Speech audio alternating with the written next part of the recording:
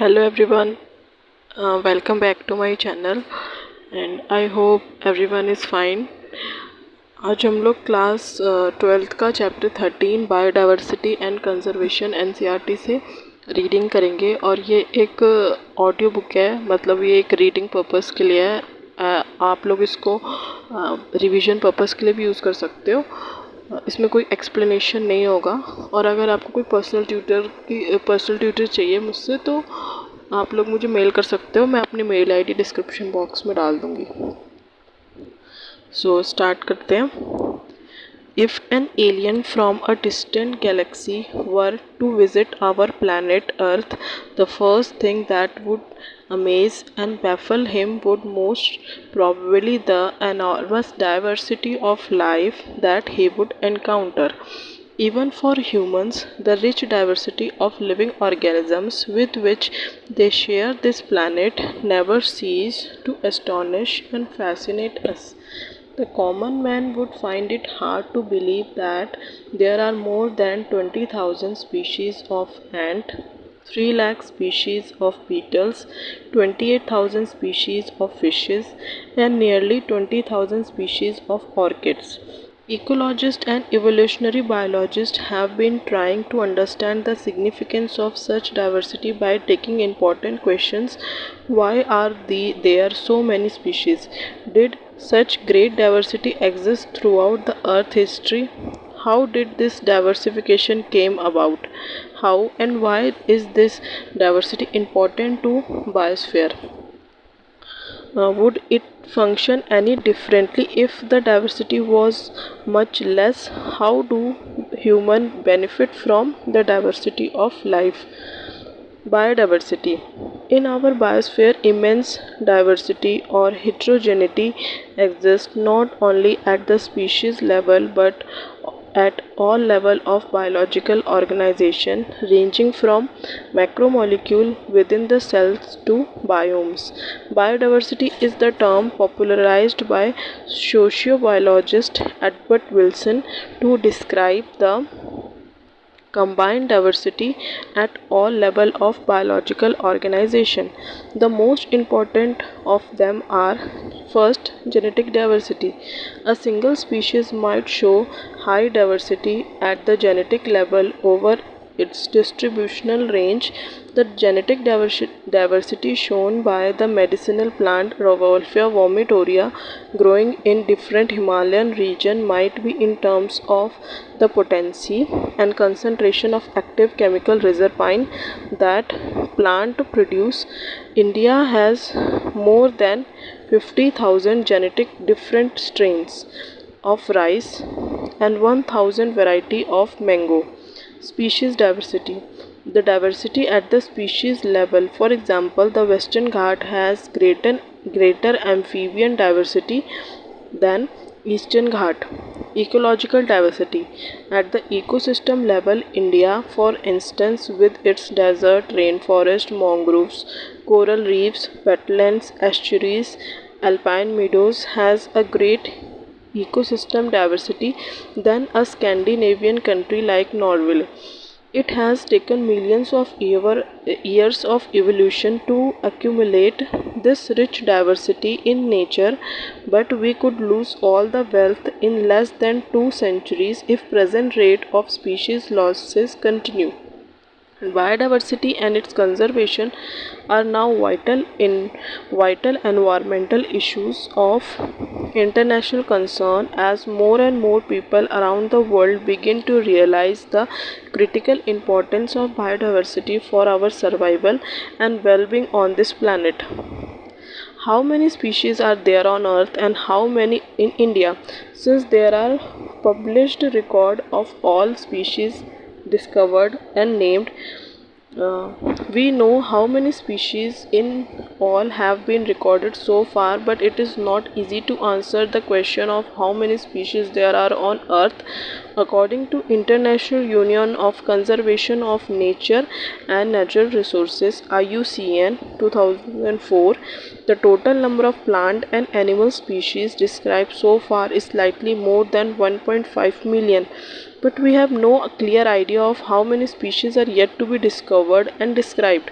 Estimate may vary, may estimates vary widely, and many of them are only educated guesses.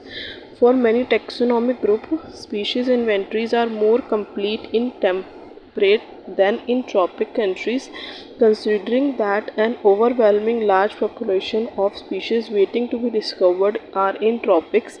Biologists make a statistical comparison of temperate and tropical species richness of an exhaustively studied group of insects and extrapolate this ratio to other group of animals and plants to come up with a gross estimate of total number of species on earth. Some extreme estimates range from 20 to 50 millions, but a more conservative and scientifically sound estimate made by Robert May places the global species diversity at about 7 million. Let us look at some of the interesting aspects about the earth biodiversity based on currently available species inventories. More than 70% of all species recorded are animal, while plant includes algae, fungi, bryophyte, gymnosperm, and angiosperm comprise no more than 22% of total. Among animals, insects are most species rich a taxonomic group making up to more than 70% of the total. This means out of every 10 animals on the planet, 7 are insects. Again, how do we explain this enormous diversification of insect? The number of fungi species in the world is more than combined total of the species of fishes, amphibians, reptiles, and mammals. Biodiversity is depicted showing species number of major taxa. It should noted that these estimates do not give any figure for prokaryote.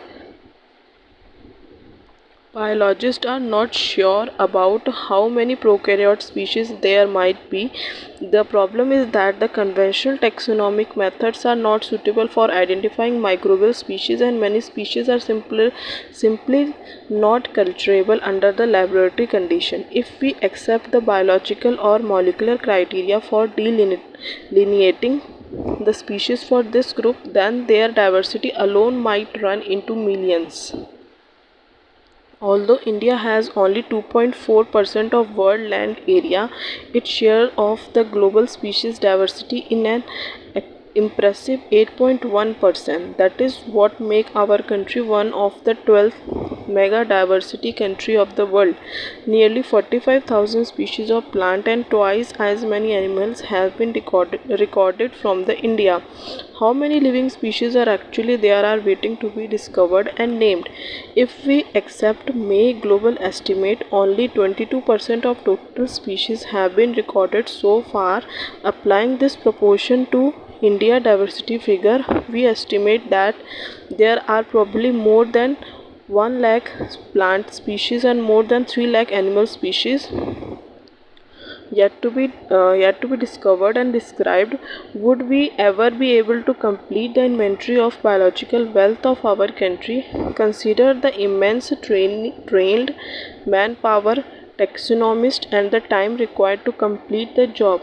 The situation appears more hopeless when we realize that a large fraction of these species might face the threat of becoming extinct even before we discovered them. Nature Biological Library is burning even before we catalog the title of all the books stocked there. Patterns of biodiversity. First, latitudinal gradient. The diversity of plant and animals is not uniform throughout the world but to show a rather uneven distribution. For many group of animals or plant, there are interesting pattern in diversity, the most well known being the latitudinal gradient in diversity. In general, species diversity decreases as we move away from equator towards the poles, with very few exceptions. Tropics latitudinal range 23.5 degree north to 23.5 degrees south. harbor more species than temperate or polar areas. Colombia, located near the equator, has nearly 14,000 species of bird, while New York at 41° north has 105 species, and Greenland at 71° north only 56 species. India, with much of its land area in the tropical latitude, has more than 1200 species of bird. A forest in a tropical region like Ecuador has up to 10 times as many species of vascular plant as a forest of equal area in temperate region like Midwest of USA. The largely tropical Amazon rainforest in the South America has greater biodiversity on the earth. It is home to more than 40,000 species of plant, 3,000 species of fishes, 1,300 species of birds, 427 of the mammals, 427 of the amphibia, 378 of the reptiles, and of more than 1,25,000 invertebrates. Scientists estimated that in these rainforests there might be at least 2 million insect species waiting to be discovered and named. What is so special about tropics that might account for their greater biological diversity? Ecologists and evolutionary biologists have proposed various hypotheses. Some important ones are speciation is generally a function of time, unlike temperate region subject to frequent glaciation in past. Tropical latitude has remained relatively undisturbed for millions of years, thus had a long evolutionary time for species diversification. V Tropical environment, unlike temperate one, are less seasonal and relatively more constant and predictable. Such constant environment promote niche specialization and lead to a greater species diversity. C there is more solar energy available in tropics, which contribute to higher productivity. This in turn might contribute indirectly to greater diversity. Second, species area relationship. During his pioneering and extensive exploration in wilderness of South American jungles, the great German naturalist and geographer Alexander von Humboldt observed that within a region, species richness increase with increased explored area, but only up to a limit. In fact, the relation between the species richness and area for a wide variety of taxa, angiosperm plant, birds, bats, freshwater fishes, turns out to be a rectangular hyperbola. On the logarithmic scale, the relationship is a straight line described by equation log s is equals to log c plus z log a, where s is species richness, a is area, z is slope of line regression coefficient, and c is y-intercept. Ecologists have discovered that the value of z lie in range of 0.1 to 0.2 regardless of taxonomic group or the region, whether it is plain in Britain, bird whether it is plants in Britain, birds in California, mollusks in New York State. Slope of regression lines are amazingly similar. But if you analyze the species area relationship among very large area like entire continent, you will find the slope of the line much steeper, z value in the range of 0.6 to 1.2. For example, frugivorous fruit-eating bird and mammals in tropical forest of different continents, the slope is found to be 1.15. What do steeper slope mean in this context? The importance of species diversity to ecosystem. Does the number of species in a community really matter to functioning of the ecosystem? This is the question for which the ecologists have not been able to give a definitive answer. For many decades, ecologists believe that the communities with more species generally tends to be more stable and than those with the less species. What exactly is the stability for a biological community? A stable community should not show too much variation in productivity from year to year. It must be either resistant or resilient to the occasional disturbances, that is natural or man-made, and it must not be it must also be resistant to invasion by the alien species. We don't know how these attributes are linked to the species richness in a community, but David Tillman long-term ecosystem experiments using outdoor plot provide some tentative answers. Tillman found that the plot with more species shows less year-to-year variation in total biomass. He also showed that in his experiments, the increased diversity contribute to higher productivity. Although we may not understand completely how species richness contribute to well-being of an ecosystem, we know enough to realize that the rich biodiversity is not only essential for ecosystem health but imperative for very survival of human race on this planet. At the time, at a time when we losing species at alarming pace, one might ask, does it really matter to us if a few species become extinct? Would Western Ghat ecosystem be less functional if one of its tree frog is lost forever? How is our quality of life effective if say instead of 20,000 we have only 15,000 species of ants on earth? There are no direct answer to such naive questions, but we can develop a proper perspective through an analogy, the rivet popper hypothesis, used by Stanford ecologist Paul Ehrlich. In an airplane ecosystem, all the parts are joined together using thousands of rivet species. If every passenger traveling in it start popping a rivet to take home, causing a species to become extinct, it may not affect flight safety, proper functioning of the ecosystem initially, but more and more rivets are removed, the plane becomes dangerously weak over a period of time, and further, which rivet is removed may also be critical. Loss of rivet on the wings, key species that drive major ecosystem function, is obviously a more serious threat to flight safety than loss of few rivets on the seat or window inside the plane. Loss of biodiversity. While it is doubtful if any species are being added through speciation into the Earth's treasury or of the species, there is no doubt about their continuing losses. The biological wealth of our planet has been declining rapidly, and accusing finger is clearly pointing to human activity.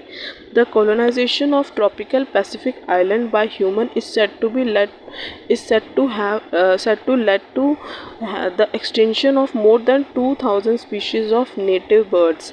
IUCN Red List 2004 documents the extinction of 784 species, including 338 vertebrates, 359 invertebrates, and 87 plant in last 500 years.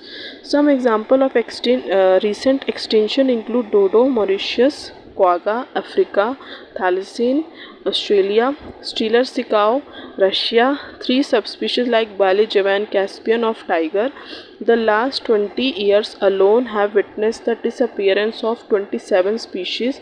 Careful analysis of record shows that extinction across the taxa are not random. Some groups like amphibia appears to be more vulnerable to extinction.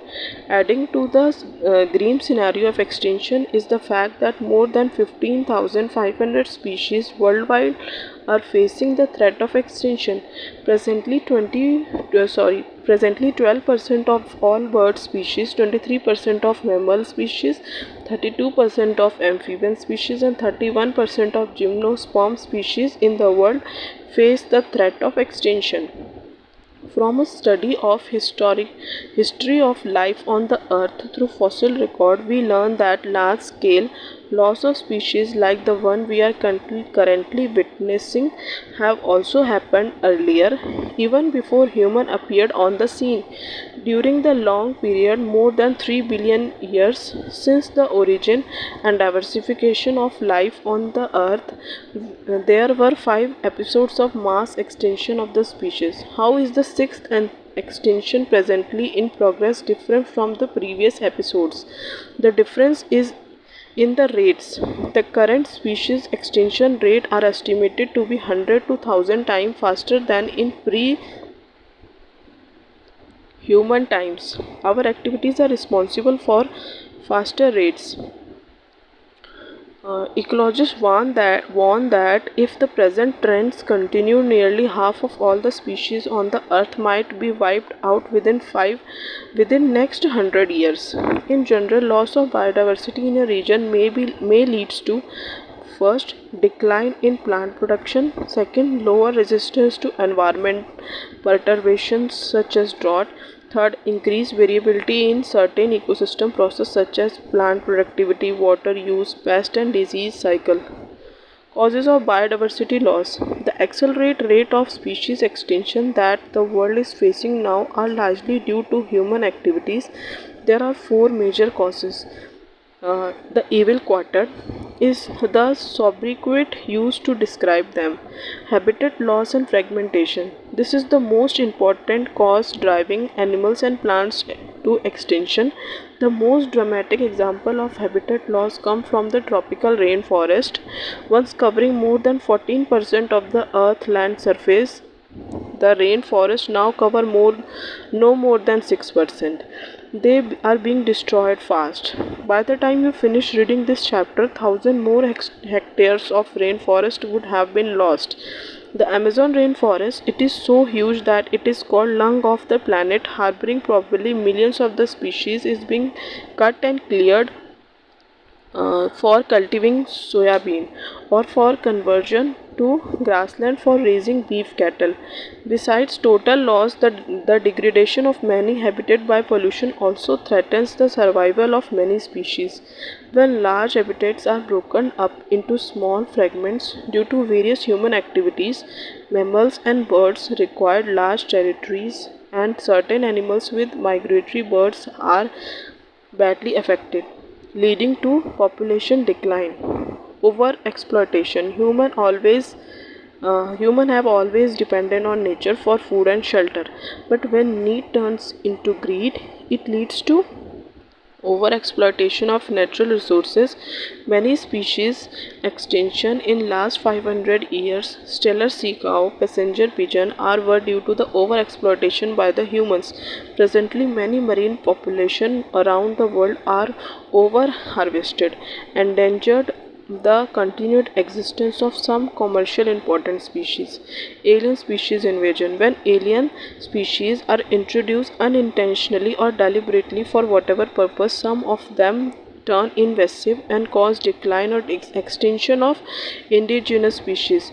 The Nile perch, introduced in Lake Victoria in East Africa, led eventually to the extinction of ecologically unique assemblage of more than 200 species of cichlid fish in lake. You must be familiar with the environmental damage caused and threat posed to our native species by invasive weed species like carrot grass, parthenium, lantana, water hyacinth, ecornia. The recent illegal introduction of African catfish Clarius garipanus for aquaculture purpose is posing threat to indigenous catfish in our river. Coextinction. When a species becomes extinct, the plant and animal species associated with it is in an obligatory way also become extinct. When a host fish become extinct, its unique assemblage of parasite also meet the same fate. Another example in the case of co-evolved plant pollinator mutualism, where extinction of one invariably leads to extinction of other. Biodiversity conservation. Why should we conserve biodiversity? There are many reasons, some obvious and others so not so obvious, but all equally important. They can be grouped into three categories: narrow utilitarian, broad utilitarian, and ethical. Narrow utilitarian. Arguments for conserving biodiversity are obvious. Humans derive countless direct economic benefit from nature: food, cereal pulses, fruits, firewood, fiber, construction material, industrial products, tannins, lubricants, dyes, resins, perfumes, and product of medicine important. More than 25% of the drug currently sold in the market worldwide are being derived from plant, and 25,000 species of plant contribute to traditional medicine and used by native people around the world. Nobody knows how many more medicinal useful plants there in tropical rainforests waiting to be explored. With increasing resources put into bioperspective, exploring molecular genetics and species level diversity for product of economic importance. Nations endowed with rich biodiversity can be expected to reap enormous benefits. The broadly utilitarian argument says that the biodiversity play a major role in many ecosystem services that nature provides. The fast-dwelling Amazon forest is estimated to produce through photosynthesis 25% of total oxygen in the Earth's atmosphere. Can we put an economic value on this service by the nature? You can get some idea by finding out how much your neighborhood hospital spend on cylinder of oxygen. Pollination, without which plant cannot give us fruits and seeds, is another service ecosystem provides through pollinators, layers, bees, bumblebees, birds, and bats. What will be the cost of accomplishing the pollination without the help of natural pollinators? There are other intangible benefits that we derive from the nature. The aesthetic pleasure of walking through the thick woods, watching spring flower in full bloom, or waking up to the bulbul's song in the morning. Can we put price tag on such things? The ethical arguments for the conserving biodiversity relate to what we owe to millions of the plants and animals, microbe species with whom we share this planet. Philosophically or spiritually, we need to realize that every species had intrinsic value, and even if it is not to be current or any economical value to us, we have moral duty to care for their well-being and pass on our biological legacy in a good order to future generations. How do we conserve biodiversity? When we conserve and protect the whole ecosystem, its biodiversity at all levels is protected. We save the entire forest to save the tiger. This approach is called in situ, on-site conservation. However, when there is a situation when an animal or plant is endangered or threatened, or organism facing a very high risk of extinction in wild in near future and needs urgent measure to save it from extinction, ex situ off-site conservation is desirable approach. In situ conservation, faced with conflict between the development and conservation, many nations find it unrealistic, economically not feasible to conserve all the biological wealth.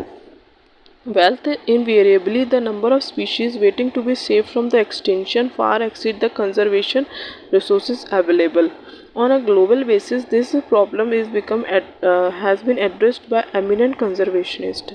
They identify for maximum protection certain biodiversity hotspot region with very high level of species richness and high degree of endemism, that is, species confined to that region not found anywhere else. Initially 25 biodiversity hotspots were identified, but subsequently 9 more have been added to the list, bringing the total number of biodiversity hotspots in the world to 34. These hotspots are also regions of accelerated habitat loss. Three of these hotspots, Western Ghat and Sri Lanka, Indo-Burma and Himalaya, cover our country's exceptionally high biodiversity region. Although all the biodiversity hotspots put together cover less than 2% of Earth land's area, the number of species they collectively harbor is extremely high, and strict protection of these hotspots could reduce the ongoing mass extinction to by almost 30%. In India, ecologically unique and biodiversity rich regions are legally protected as biosphere reserve, national parks, sanctuaries. India now has 14 biosphere reserve, 30 national parks, 448 wildlife sanctuaries. India has also a history of religious cultural traditions and that emphasize protection of nature.